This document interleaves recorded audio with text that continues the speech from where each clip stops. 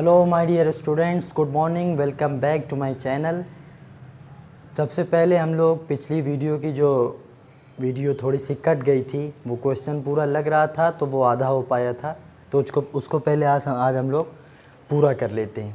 तो जब भी वीडियो कट जाया करे तो इसका मतलब ये है कि अगली वीडियो में वो आके आपको प्रोवाइड किया जाएगा। अगला वो सवाल आधा था, क्योंकि पूरी वीडियो बनाएं तो वो कुछ हो जाता है ना। आपको जो मिलता है वो जो बूंद मिलती है उसको बहुत बड़े पत्थर बर्फ़ से तराशना पड़ता है, तो इसलिए हम लोगों से थोड़ी सी गलती हो गई थी। तो आज के वीडियो में वो जो कल की वीडियो में सवाल लग रहा था, पिछली वो जो पार्ट 10 की फर्स्ट वीडियो है, उसका सवाल आधा लगा था, उसको 1-1 प्रूफ कर चुके थे, ऑन्टो करना था। तो ऑन्टो वाली वीडियो वहाँ से कट गई थी, हमें पता नहीं लगा था। तो इसको ऑन्टो करने का तरीका भी वही था जो हम लोग सीखे थे कि पहले फिगर बना लेते हैं।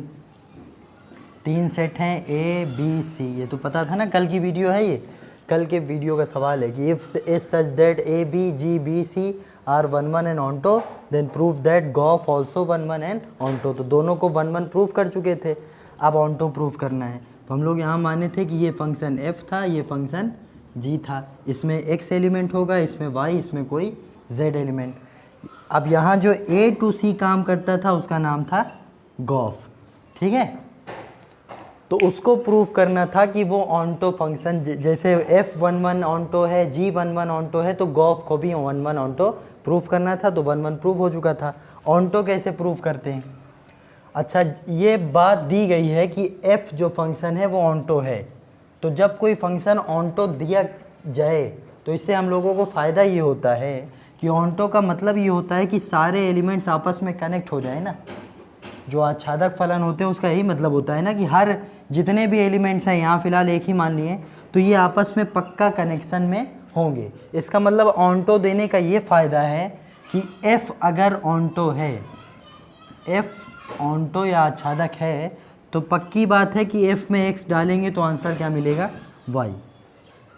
मतलब ये f ऑफ x y लिखा जा सकता है, यही ऑन्टो का मतलब होता है। जब कोई फंक्शन ऑन्टो हो तो इसका मतलब f ऑफ समथिंग दूसरा लिखा जा सकता है। और g भी ऑन्टो है, तो g ऑन्टो है तो उसका इस्तेमाल कैसे करेंगे कि g में y रखेंगे तो क्या मिलेगा? z। g में y रखेंगे तो z मिलेगा। लेकिन अब उसका कहना है कि आप इस गॉफ को ऑन्टो दिखाएं, गॉफ को ऑन्टो दिखाना है। इसका मतलब क्या करना है कि गॉफ किन दो सेटों में परिभाषित है? गॉफ है a टू c।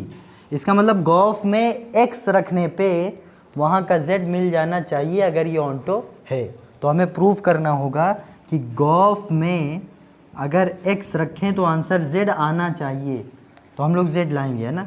इसको मानना नहीं है z, बल्कि आप ला के दिखाइए। तो फिर लाते हैं। तो गॉफ x का डेफिनेशन हम लोग यही पढ़ें कि भैया गॉफ x का मतलब होता है g ऑफ fx, मतलब g बाहर हो जाएगा, fx को पहले डील कर लेंगे। तो g बाहर लिखा है, fx की वैल्यू यहाँ से क्या लिखी है? y। fx का मतलब y लिखा है ना, तो g ऑफ y, fx की जगह y छाप सकते हैं। तो इसका मतलब ये g ऑफ y मिल गया। अब g ऑफ y ऊपर क्या लिखा है? वो z लिखा है। इसका मतलब ओवरऑल जब गॉफ में x रखें तो आंसर z पाते हैं। तो यही प्रूफ है कि अतः गॉफ भी एक ऑन्टो या आच्छादक फलन है ना। तो ये कल वाला सवाल हो गया, इसको आप लोग नोट करके कॉपी में उतार लीजिए। फिर हम लोग नेक्स्ट टॉपिक इन्वर्स फंक्शन पढ़ेंगे।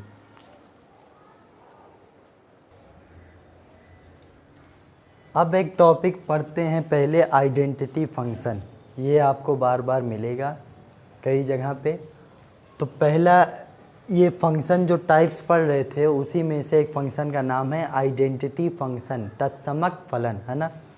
अब इस फंक्शन का नाम याद रख लीजिए, फिर इसका काम याद रख लीजिए। काम क्या है कि आइडेंटिटी फंक्शन का ये मतलब होता है ना कि कोई फंक्शन इस तरह डिफ़ाइन हो कि वो अपने सेट से खुद ही की सेट में डिफ़ाइन हो।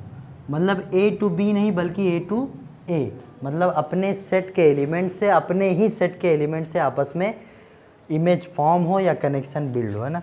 तो उसको बोलते हैं आइडेंटिटी। आइडेंटिकल मतलब सेम, तो अपने सेट से अपने सेट ही में। तो इसका नाम a है, इसका नाम भी a ही है। मतलब ये हो जाएगा कि यहाँ अगर x एलिमेंट मान लिए तो यहाँ भी, या पहले अगर 2-4 एग्जाम्पल से देख लें, यहाँ होगा 1 2 3, तो यहाँ भी क्या होगा 1 2 3। इसका मतलब f में 1 रखेंगे तो 1 मिलेगा, 2 रखेंगे तो 2 मिलेगा, 3 रखेंगे तो 3 मिलेगा।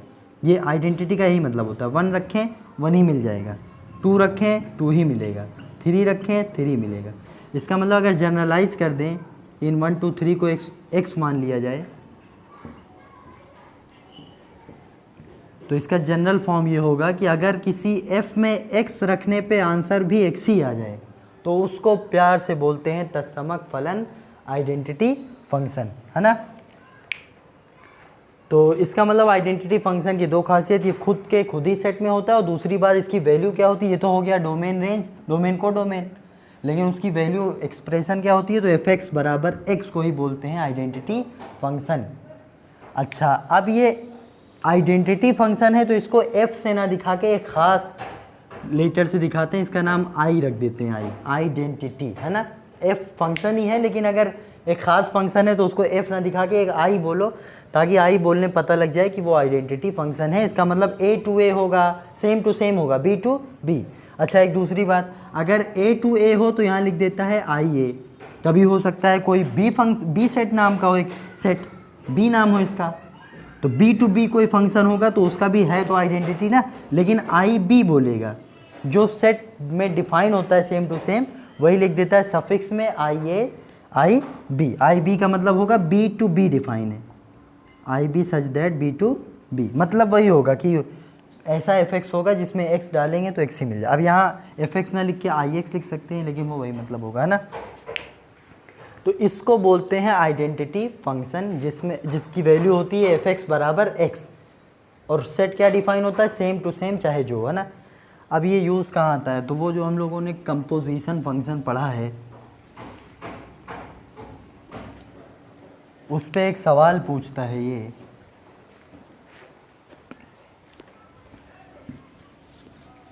सवाल ये देगा कि if F such that A to B, कह रहा है एक फंक्शन है ए टू बी फंक्शन बाकायदा एफ, तो prove that, then prove that कि एफ ऑपरेट हो गया आई ए से is equals to I B operate हो गया एफ से इज इक्वल्स टू एफ। ये आपको प्रूफ करके लाना है।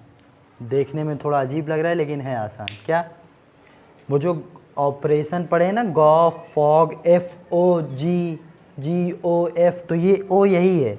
तो इसका कहना है कि अगर एक function F A to B कोई फंक्शन हो तो उस f का अगर आइडेंटिटी फंक्शन, अब यहाँ आई लिखने का मतलब ये हो गया कि आप लोग जान रहे हैं इस फंक्शन को आई फॉर आइडेंटिटी वाला फंक्शन, अगर f से आइडेंटिटी फंक्शन ऑपरेट हो या पहले आइडेंटिटी फंक्शन हो फिर f हो पलट के भी, मतलब f ओ आई ओ एफ, तो उसका आंसर f ही आना होता है, i खा जाएगा, है ना।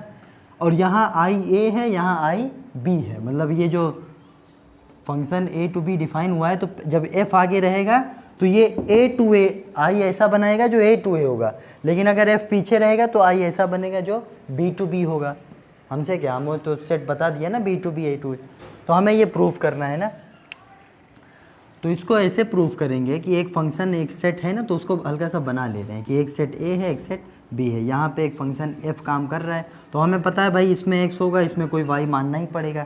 दूसरी बात ये पता लग जाएगी कि f(x) पक्का y के बराबर होगा, ये कुछ पता होता है f(x) बराबर y। और दूसरा वो जो अच्छा आइडेंटिटी फंक्शन भी है, ये f हो गया ना, एक आइडेंटिटी है वो a टू a होता है, तो आइडेंटिटी f दिया है a to b, identity a होता है, अगर a है तो a टू a होगा और अगर b है तो बी टू बी होगा। ठीक है, ये सब दिए और होगा क्या कि जो रखेंगे वही मिल जाएगा। ठीक है, आइडेंटिटी का यही मतलब होता है। तो हम लोग भैया इसको उठाते हैं और f को लाके दिखाते हैं। तो तरीका ये है कि LHS पहले ये उठाएंगे, इसको लाके f के दिखाए, इसको भी f बराबर, तो दोनों बराबर, तो f ऑपरेट हो गया आई ए से। तो हम लोगों को ऐसे नहीं लाना होता, जब भी एफ ओ आई कुछ लिखा हो इसका मतलब कोई एलिमेंट रखना होता है तब आंसर पाना होता है। तो आपको कोई एलिमेंट रखना है तो आई ए की बात हो रही ना, अगर फॉफ भी बना, अगर एफ ओ आई बनाएंगे तो तरीका ये है कि पहले जो भी रखा जाएगा वो आई को मिलेगा। आई ए लिखा है तो ए को, ए में कौन सा एलिमेंट है, एक्स की भाई, एक्स लिखा है, इसका मतलब यहाँ क्या मानना पड़ेगा, एक्स। तो एफ ओ आई एक्स का आंसर निकालते हैं, वो क्या आएगा। तो तरीका ये है कि f बाहर रह जाएगा, आई ए ऑफ एक्स अंदर रह जाएगा, और हमें पता है कि I of X F of X X ही आता है अगर आइडेंटिटी फंक्शन हो। तो ये साफ साफ दिखा तो है कि identity function of x is x, बस। और एफ एक्स का मतलब वही एफ एक्स, ये चाहे एफ लाए हैं चाहे, अरे भाई दोनों तरफ एक्स है ना, ये यूँ स्टार्ट कर दें, ऐसे कर लीजिए, एफ ओ आई ए एक्स लिए, उसका आंसर आया एफ बाहर आई ए ऑफ एक्स, और फिर आंसर आया कि I A of X X ही देता है, तो इसका मतलब F of I A is equals to X, तो दोनों तरफ एक्स को हटा देंगे तो F of I A is equals to F, proof हो गया। तो ये चीज़ आ गई। अच्छा, अब ये चीज़ लेके भी इसी को दिखा देंगे, तो अब क्या करना है, कह रहा है आई बी ऑपरेट करवाएंगे तो आंसर क्या आना चाहिए, एफ। तो हम लोग एफ लाएंगे मगर किसी एलिमेंट को मान के हिला पाएंगे, तो यहाँ कुछ मानिए, आप देखिए वैल्यू एफ को मिलने जा रही है, वैल्यू किसको मिलेगी, एफ को। तो एफ में भी स्टार्टिंग एलिमेंट क्या है, वो भी एक्स ही है, जो भी ए से स्टार्ट हो इसका मतलब एक्स ही रखना है, तो यहाँ भी एक्स मान के चलेंगे। अब जब एक्स मान के चलें तो तरीका ऑपरेट का क्या होता है, आई भी थोड़ी देर बाहर रहेगा और अंदर क्या आ जाएगा, एफ एक्स, ये हम लोग ऑपरेशन में देख चुके हैं। तो आई भी लिखा है, एफ एक्स की वैल्यू यहाँ क्या रखेंगे, ये रखा है, एफ एक्स की वैल्यू क्या है, एफ एक्स, ये दिया है वाई, है ना, एफ एक्स की वैल्यू वाई आएगी। अब आई बी ऑफ वाई क्या होता है, आई बी, ये बी सेट में वाई है ना, लेकिन आई का फंक्शन है, तो आई में जो लेता होता है वही देता होता है ना, तो इसका मतलब आई बी वाई बराबर वाई ही आ जाएगा। तो इसका मतलब आई बी ओ एफ एक्स के साथ वाई दे रहा है। अच्छा, वाई की वैल्यू क्या है, वाई की वैल्यू क्या है, फिर से पुनः एफ एक्स लिख दीजिए ताकि हमें एफ में आंसर चाहिए, तो इस y की वैल्यू पुनः लिख दीजिए एफ एक्स। अब दोनों तरफ x गया तो I B O F is equals to F, ठीक है। तो इस तरह का सवाल ऐसे लगता है, इसमें कोई दिक्कत तो पीछे वीडियो रिवाइज करके बार बार देख लीजिए। कुल मिला के तरीका ये होता है कि जब भी ये ऑपरेशन वाला किसी दूसरे ऑपरेशन के बराबर प्रूफ करना हो तो पहले कोई x या y एलिमेंट देते हैं जो ये कबूल करे, ए लिखा है ना, तो a के पास x है ना, तो हम लोग दोनों तरफ x लेके चलेंगे, और फिर जब ऑपरेशन में x जाता है तो उसका तरीका हमें पता है कि f ऑफ बाहर रह जाता है, आई एक्स अंदर लेता है, आई एक्स की आई ऐसा फंक्शन है जो x लेके x ही देता है, तो हमने कहा आई एक्स बराबर x, तो बन गया एफ एक्स, दोनों तरफ अगर x हटा दें तो वो प्रूफ हो गया। अब फिर इसको प्रूफ करना था y, तो फिर f लिया, अब f y नहीं ले सकता, एफ एक्स ही लेगा, क्योंकि एफ एक्स रखते हैं तो y मिलता है ना, तो एफ एक्स लेगा, तो हमने x अंदर फिर वही ऑपरेशन वाला रूल लगा दिया, फिर y मिला, फिर आई बी ऑफ y, अगर आई फंक्शन y लेके y ही देगा, लेकिन फिर से y एक दफ़ा एफ एक्स रखवा के ताकि f आ जाए दोनों तरफ और फिर प्रूफ हो जाए। तो इसका मतलब ये इतना करने से प्रूफ हो जाएगा। ये थोड़ा सा फिगर बना दीजिएगा, ये कर दीजिएगा ना। अब ये आइडेंटिटी फंक्शन और इससे रिलेटेड सवाल याद रहेगा आपको, अक्सर बीच बीच में दिखेगा ना। अब हम लोग जाते हैं अपने बिल्कुल लास्ट टॉपिक पे, जिसका नाम है इन्वर्स फंक्शन, है ना। फिर जाके फंक्शन आज जाके ख़त्म हो जाएगा। अगले टॉपिक में इन्वर्स फंक्शन, ट्रिग्नोमेट्रिक फंक्शन आएगा, वहाँ से कुछ फंक्शन से अगर आप लोग बोर हो गए होंगे तो वो ख़त्म होने वाला है। आज लास्ट टॉपिक है इन्वर्स, है ना, तो इसको नोट कर लीजिए वीडियो पॉज करके।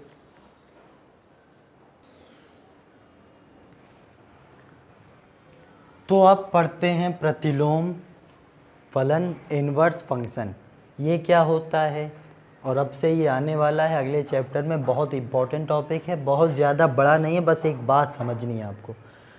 बात ये समझनी है कि हम लोग फंक्शन क्या जानते थे, ये इन्वर्स फंक्शन है ना, फंक्शन का इन्वर्स प्रतिलोम फलन। तो हम लोग फंक्शन, फिर से एक छोटी सी बात ये देख लेते हैं कि फंक्शन का मतलब तो ये होता था कि दो सेटों की ज़रूरत होती थी, दो सेट आपस में आमने सामने खड़े हो जाते थे, उनमें कुछ एलिमेंट होता था और बी में भी कोई एलिमेंट होते थे, ए और बी। फिर ए के एलिमेंट बी के एलिमेंट से आपस में एरो लगवाते थे, इमेज फॉर्म होती थी, मतलब ए किससे, ए को रखने पे एफ से क्या मिलेगा वो उसकी इमेज होती थी। मान लीजिए अगर ए बी पे टकरा गया, 2 ए पे टकरा गया, 3 सी से, इसका मतलब यही होता था ना कि 1 की इमेज बी है, 2 की इमेज ए है, 3 की इमेज सी है। तो इसको बोलते थे प्यार से एक फंक्शन लिखा है ना, दो सेटों के एलिमेंट्स आपस में कुछ रखने पर कुछ दे दें, कुछ रखने पे कुछ दे दें, तो वो इमेज होती। ये होता था डोमेन, ये होता था कोडोमेन इस फंक्शन का।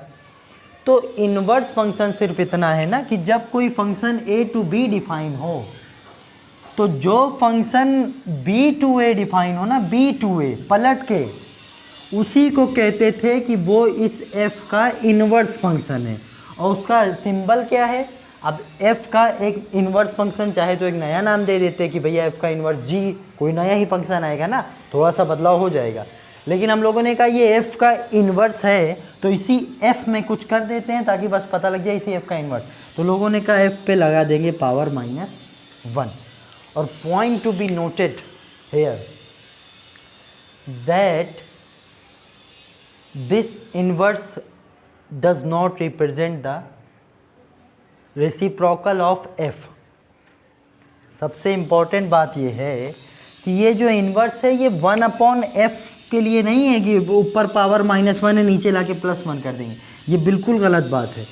ये वो पावर वाला इन्वर्स नहीं लगा है, ये एक अलग सा एक सिंबल है कि जब किसी f को उसके इन्वर्स को दिखाया जाता है तो लोगों ने अब नया बना लिया कि ऊपर चढ़ा देंगे -1, और ये एज अ पावर वाला बिल्कुल नहीं होगा। ये बस एक सिंबल है कि f है तो उसका इन्वर्स जो नया फंक्शन है उसको g बोल सकते थे, h बोल सकते थे, लेकिन लोगों ने कहा -1 लगा दो वो इन्वर्स माना जाए। इसका ये हरगिज़ मतलब नहीं कि बस हर बार पलटना होगा। f के इन्वर्स का ये मतलब नहीं कि f को ऐसे कर देंगे, कुछ नहीं। मतलब जैसे कि अगर हम कहें f(x) बराबर x है तो बताइए f इन्वर्स x क्या होगा, तो ये कुछ नहीं होगा कि ऐसे पलट देंगे 1/x। ये सब नहीं करना होता, ये मैं सिखाऊंगा इन्वर्स का क्या मतलब है ना। तो यहाँ फ़िलहाल क्या मतलब है, पावर -1 से, पावर -1 से मतलब है कि f का ये इन्वर्स रिप्रेजेंट कर रहा है -1 का अपॉन, ये मतलब नहीं होगा 1/f है ना। तो इसका इन्वर्स का क्या मतलब है कि जब कोई function a to b define हो तो अगर b टू c उसको देखें, आगे b करके a ऐसे देखने लगें, तो उसी को कहते हैं कि ये f का इन्वर्स है, इन्वर्स फंक्शन। बस इतना ही डिफाइन है। इसका क्या मतलब बनेगा कि अब b को पहले बना लेना है और a को बाद में, सिर्फ यही फ़र्क पड़ेगा, b पहले a बाद में। तो a2 ने लगाया था, इसका मतलब a2 इधर ही भी लगे, 1b ने तो 1b ने, तीर तो वही तरह लगेगी ना c3 ने। लेकिन अब ये क्या था कि f था, ये f का इन्वर्स है। यहाँ क्या मतलब था कि f में अगर 1 पटकेंगे तो आंसर मिलेगा b। अब उसके इन्वर्स में क्या पटकेंगे, f इन्वर्स में a पटकेंगे तो 2 मिलेगा। ये बस यहाँ मिलाइए, अब a पटकेंगे तो 2 मिलेगा, तो b वाला चेक कर लीजिए, तो उससे मैच करने के लिए b पटकेंगे तो क्या मिलेगा 1। ठीक, यही करना होता है इन्वर्स का मतलब, f(1) b, लेकिन f इन्वर्स b 1, यही मतलब निकल के आएगा बार बार ना। इसका मतलब ये होगा कि f उधर चला जाता है, ऐसा लगता है, जाता नहीं, बस ऐसा लग रहा है कि हाँ f उधर जाके उसका इन्वर्स बन गया, इधर आ गया 1 है ना। लेकिन हम लोग तीर दोनों सेटों को पलटते हैं, तीर पलटती है तो वहाँ से आया ना, और फंक्शन का इन्वर्स उसके -1 से रिप्रेजेंट करते हैं। ठीक, ये हो गया इन्वर्स फंक्शन। अच्छा एक बात और, जो इस फंक्शन का डोमेन था वो उसके इन्वर्स का कोडोमेन बन चुका है, ये भी सही बात है, जाहिर सी बात है, पलट देंगे तो जो डोमेन है वो कोडोमेन की जगह जो कोडोमेन है वो डोमेन बन जाएगा। तो एक ये भी बात लिखनी है हम लोगों को कि f का जो डोमेन है वो f इन्वर्स के कोडोमेन के बराबर है, और f का जो कोडोमेन है वो f इन्वर्स के डोमेन के बराबर। वो तो खैर यूज़ नहीं होगी। अब दूसरी बात यह है कि इसको जनरलाइज करके देखते हैं कि सारे वैल्यू नहीं बल्कि एक कोई वैल्यू रख के इसको पता। फिलहाल आप लोग इसको पॉज करके नोट कर लीजिए, फिर इसमें एक काम और करना। अब इसको जनरल फॉर्म करके देख लीजिए कि कोई अगर function f(a) to b define हो x, y, तो इसका मतलब ये होता है कि f में x छापेंगे तो y मिलेगा। लेकिन अगर इसका इन्वर्स देखना है तो हमको बार पलटना नहीं बल्कि यूँ देखने लगना है, यूँ। f अगर ये होगा, f ये है तो f इन्वर्स यूँ होगा, यूँ। ठीक है, बिल्कुल इजी बात है ना कि अगर f यूँ होगा तो f इन्वर्स को ऐसे देखना है, क्योंकि ये पहले सोचना है तो हम लोग बार बार पलटेंगे नहीं बल्कि यहीं सोच लेंगे कि b2 ये देखना है। इसका मतलब f इन्वर्स में y रखा जाएगा तो x मिलेगा। तो एफ इनवर्स ऐसा होगा जिसमें वाई रख के एक्स मिलेगा, या इसको यही सोच लीजिए वाई उधर गया तो एक्स बचा, है ना। ठीक है, और दूसरी सबसे अहम बात यही थोड़ा सा देख लें अगर, कि चलिए बाद में करेंगे, नहीं तो बाद में आप कंफ्यूज हों। ठीक, तो क्या होने जा रहा है, ये इन्वर्स है। अब एक बात गौर करना है कि क्या हर f का उसका इन्वर्स डिफाइन होगा। वो जो मैंने f बनाया था वो जानबूझकर बहुत प्यारा सा f बनाया था। अब मैं एक f बनाने जा रहा हूँ, आप उसको देखिए, जब उसका इन्वर्स करेंगे तो क्या उसका इन्वर्स पॉसिबल भी है, वो ये है, इसको नोट करके रख लीजिए। मान लीजिए एक f ऐसा हो a to b जिसमें इस तरह के एलिमेंट्स हो 1 2 3 4 5 और ये ऐसे कनेक्ट हो जाएं, ठीक हो, बिल्कुल फंक्शन तो है ही है ना, फंक्शन हो सकता है। इधर किसी को, इधर कोई 1 से 2 तीर नहीं निकली है और सारे लोग की इमेज फॉर्म हुई है, तो ये फंक्शन है। लेकिन अब ज़रा इसका इन्वर्स करके सोचिए कि जब इसको पलटेंगे तब जो फिगर बनेगा, तब तो वो फंक्शन की डेफिनेशन को ही नहीं फुलफिल कर रहा होगा ना। समझ पा रहे हैं? अब इसको पलट के देखिए, पलटने का मतलब ये हो गया कि 4 5 इधर 1 2 3 इधर, और 4 से 1 को लगा, 4 से 2, और इसका मतलब एक तीर से 2 शिकार तो फंक्शन में नॉट अलाउड था ना, कि एक एलिमेंट्स के 2 2 इमेज नहीं बन सकती, ये फंक्शन ही नहीं है। ये उसका इन्वर्स तो है, लेकिन जब इसके पूछेंगे ये कोई फंक्शन ही नहीं, फंक्शन ही नहीं है, फंक्शन की डेफिनेशन में नहीं, तो इसका मतलब उसका इन्वर्स निकालना नहीं निकाल सकते, वो उसका इन्वर्स एग्जिस्ट नहीं करेगा। तो ये क्यों नहीं कर रहा है, इसमें क्या प्रॉब्लम है? इसमें प्रॉब्लम ये है कि ये फंक्शन 1 1 नहीं है, इकैकी। ये फंक्शन अगर इकैकी होता तो 1 1 से जुड़ा होता, 1 1 से जुड़ने पे जब पलटते तो अच्छे से पलट जाता, लेकिन यहाँ 2 लोग 1 से जुड़े हैं तो ये 1 1 नहीं है, मेनी 1 है ना। तो मेनी 1 को जब इन्वर्स निकालते हैं ना तो वो नॉट डिफाइन हो जाएगा। इसका मतलब फंक्शन के इन्वर्स के लिए फंक्शन शुड बी 1 1 1 1। देखिए अगर 2 लोग 1 को हो गए तो ये नहीं बन पे, ये पलटेंगे, बेकार हो जाएगा। दूसरी बात, एक कंडीशन और है, अब बताइए आप ठीक है?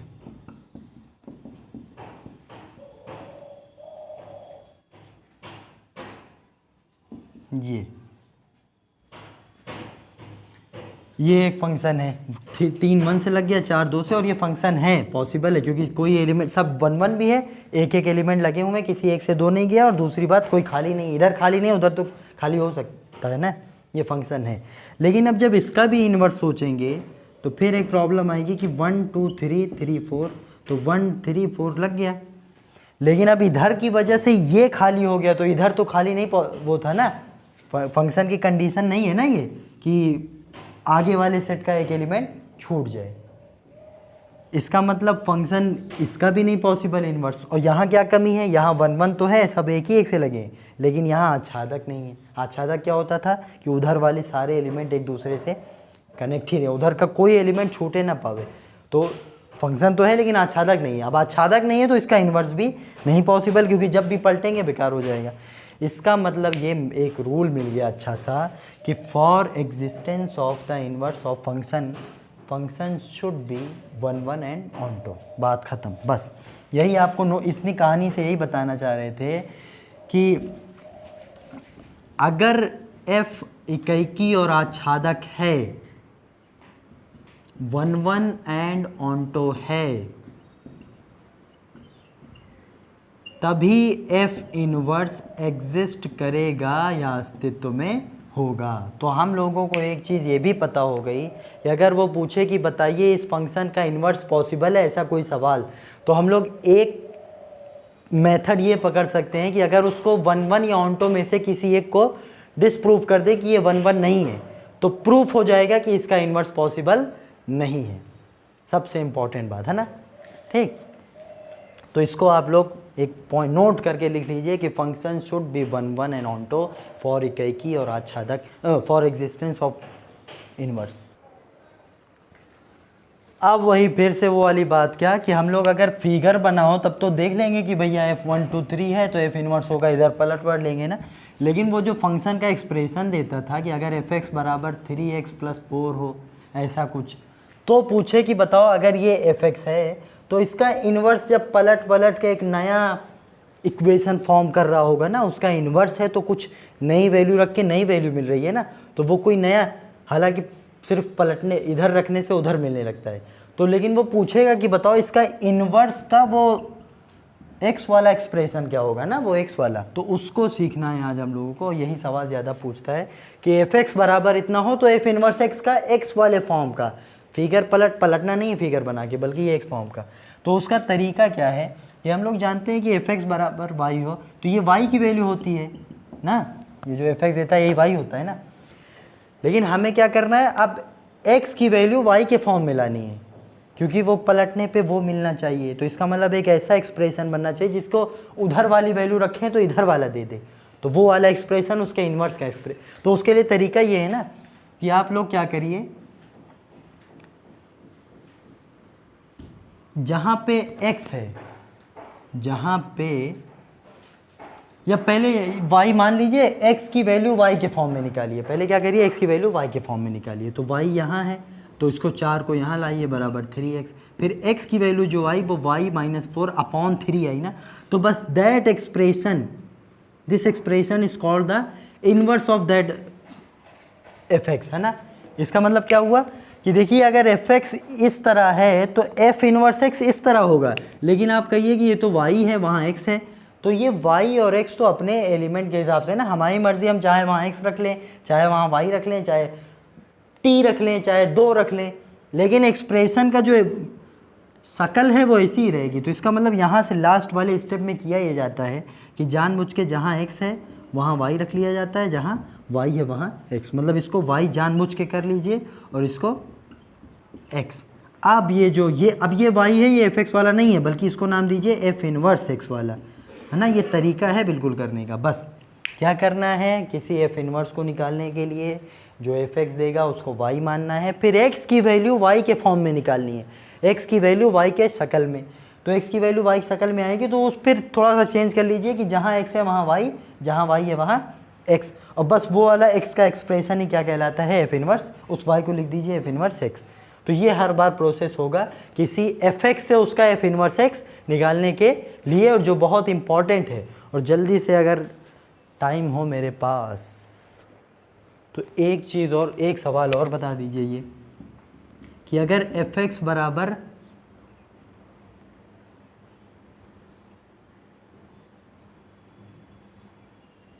वन अपॉन एक्स माइनस 3 हो तो इसका एफ इनवर्स बताइए। तो फिर वही तरीका, पहले y लिख लीजिए जहाँ एफ एक्स है, और फिर y की वैल्यू, x की वैल्यू y के शक्ल में निकालिए। तो पहले फैलाना पड़ेगा, एक्स वाई का नाम एक्स वाई, 3y का नाम 3y बराबर 1। x को एक जगह रखना है, y को फेंक देना है, 3y प्लस 1। फिर x की जो वैल्यू आई वो 3y प्लस 1 अपॉन y। फिर जहाँ x हो वहाँ y, जहाँ y हो वहाँ x। तो y इज इक्वल्स टू वहाँ x, तो 3x प्लस 1 अपॉन यहाँ भी x कर लेना है। और ये जो आ जाएगा इसी को प्यार से बोल देंगे इनवर्स है ये। अगर ये एफ एक्स है तो एफ इनवर्स एक्स, इसकी उसकी शक्ल देखिए क्या है, ये है। और इस मुगालते को बिल्कुल दूर करना है सबसे पहले कि एफ इनवर्स का मतलब होता है पलट दें, कुछ पलटना वलटना नहीं है ना। एफ इनवर्स का मतलब होता है ये, ठीक है। ऐसे करना होगा पूरा, जहाँ y मान के x की वैल्यू y के फॉर्म में निकाल के फिर उसको y और x में बदल के वो जो एक्सप्रेशन बनेगा x में उसको बोलते हैं f इनवर्स x। तो मेरे ख्याल से बात आपको समझ में आ गई होगी। तो अब हम लोग इनवर्स फंक्शन आप कर लेंगे अक्सर सवाल, लेकिन वो जो एक दो थ्योरम टाइप है ना, जिनको थ्योरम की तरह है, वो आपको हो सकता है प्रॉब्लम दे। तो वो मैं अगली वीडियो में बता के, बस 5-6 मिनट की वीडियो होगी जिसमें वो सवाल आ जाएं बस।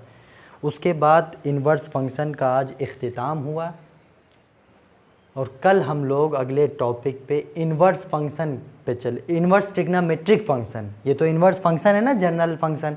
अब बाकायदा ट्रिग्नोमेट्री के फंक्शन उठा के उसको इनवर्स हल्का सा पढ़ के, वो फिर उसमें फंक्शन की तरह नहीं रहेगा, वो पूरी ट्रिग्नोमेट्री लगने लगेगी।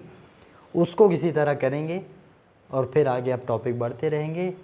और बने रहिए मेरे साथ। और AIT के बच्चों के लिए ख़ास तौर पे 40 दिन कोई ज़्यादा टाइम वेस्ट ना करें, बल्कि रोज़ाना 1 घंटा निकाल के ये वीडियो रोज़ाना आपको शाम 4 बजे तक रोज़ाना आपके उस पर यूट्यूब पे आ जाएगी। तो 4 बजे बैठ के आप वीडियो देख लिया करिए रोज़ाना, ये 40 दिन तो ज़रूर है ना, ताकि हम लोग स्कूल वाला और यहाँ वाला दोनों कंप्लीट करते रहें। और हम लोग ये सब पढ़े भी नहीं हैं तो पढ़ लेंगे, ठीक है। तो नेक्स्ट वीडियो में मिलते हैं। वमा अलैना इल्लल बलाग।